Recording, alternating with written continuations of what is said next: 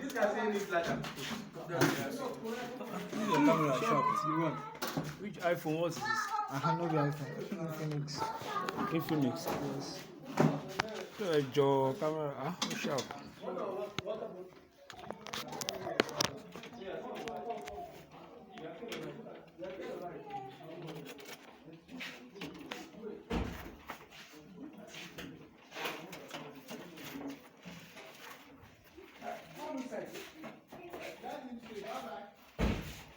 I'm not following you. Eh?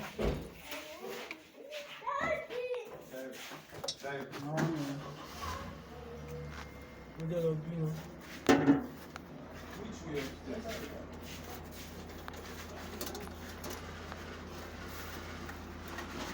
Dúró.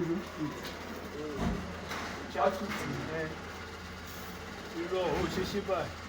Sọ pé àwọn àṣìmọ́ méjì ò jẹ́ kó wá bá lùpẹ̀ láti DCB lórí ọwọ́ lóòdù yẹn gan. Lóòdù lè. Ọwọ́ lóòdù lè ó sì ń bọ̀ àrí. Ìbànújẹ́ ká pọ̀. Lóde lè yìí, ìbẹ́ ìgbẹ́bí ló ń bọ̀. Output inverter máa wá sísàlẹ̀. Input sì máa wá sókè náà. Ó sì máa lùpù àbí nà.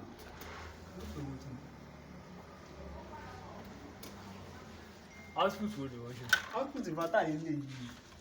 Output inverter yìí kọ́kọ́ máa wà ní breaker yìí. Ẹ̀hún yìí tó bá wọ́n sì máa gba bí ó máa wá síbi ìta. Ó máa jáde bí breaker máa wá síbi ìta. Ẹ̀hún náà mò ń sọ, ìwé ọ̀ṣẹ̀ máa lùpẹ̀ mí. Tíntín ní la kàn máa fi sí báyìí. Àbí kílẹ̀ yìí sọ?